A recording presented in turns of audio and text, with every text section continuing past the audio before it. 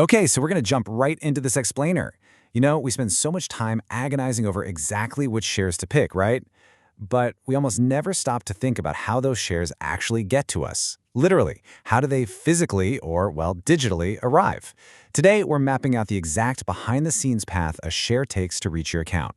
We're going to totally demystify that quiet, invisible crew working relentlessly behind every single trade you make. Let's get into it. Because it kind of feels like magic, right? Think about it. You're just chilling on your couch, you tap your phone screen maybe twice, and boom, a few seconds later, you suddenly own a piece of a massive publicly traded company. It's incredibly seamless. But obviously, there's absolutely no magic involved. Behind that one effortless little tap is a highly coordinated cast of characters that you literally never see. And every single player is doing a super specific job to make sure your shares are real, that they're safe, and most importantly, that they are actually yours. To really wrap our heads around this, think of buying shares exactly like buying a flat. You wouldn't just hand a random guy on the street a bag of cash and just hope you own the apartment now, right? No way. There's a whole system. You've got an agent who brokers the deal, a government registry that officially records who owns what, a secure locker for your legal papers, and a government body making sure the whole shebang is legit. Well, the stock market has this exact same cast of characters. It's just functioning exponentially faster and entirely in the digital world. So let's meet the first member of this crew, the broker. They are essentially your agent. See, you can't just walk right up to the National Stock Exchange or the Bombay Stock Exchange, knock on the front door, and start shouting out buy orders. That's just not how it works. Only registered members of the exchange can do that. And your broker? They're that registered member. They act as the crucial middleman who takes your specific buy or sell instruction, whether you're using Zerodha, Groww, or just your regular bank's trading app, and they actually place that order on the exchange on your behalf. Now, understanding this whole system brilliantly illustrates a massive critical shift we've made over the years. Back in the day, the old days, shares were actual physical paper certificates, and frankly, paper is risky. You could lose it during a house move, accidentally put it through the washing machine, or, I don't know, have the family dog literally eat your retirement fund. Actually, scratch that, forgery was the real issue. But today, that risk is pretty much entirely gone. Shares live strictly as electronic entries now. They are incredibly secure, existing just as lines of digital code, securely locked away. And where exactly are they locked away? In a specialized system called a depository. You can think of this as a giant, impregnable electronic vault. Here in India, there are exactly two of these massive vaults, NSDL and CDSL. They act as the ultimate master ledger for the entire country. They're the ones definitively recording, for sure, that yes, you own these exact 10 shares of this specific company.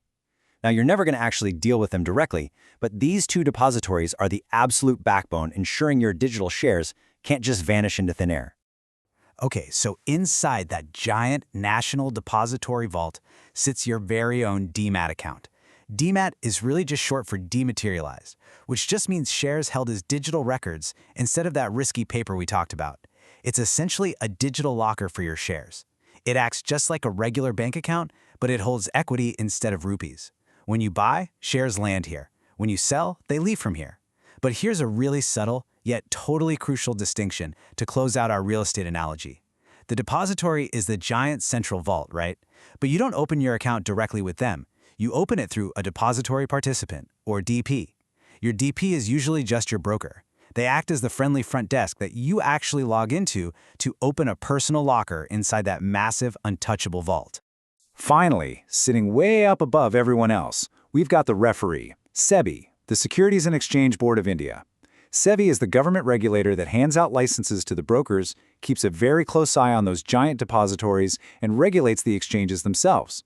They write the rule book, and they confidently blow the whistle when someone steps out of line. Their explicitly stated job is to protect investors and keep the market fair.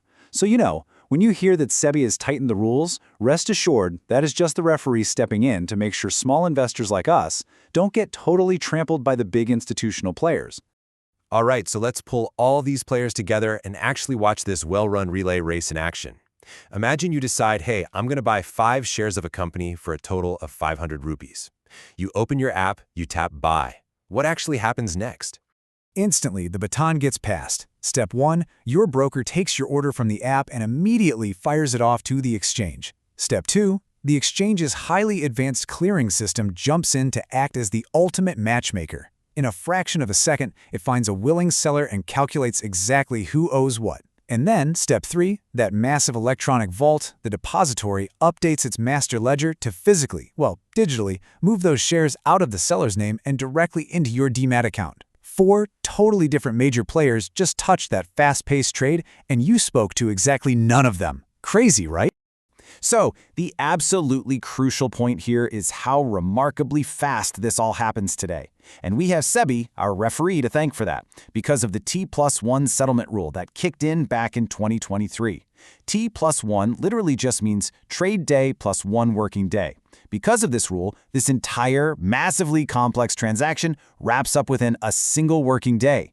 Your 500 rupees goes to the seller, and those 5 shares officially move into your name inside the depository.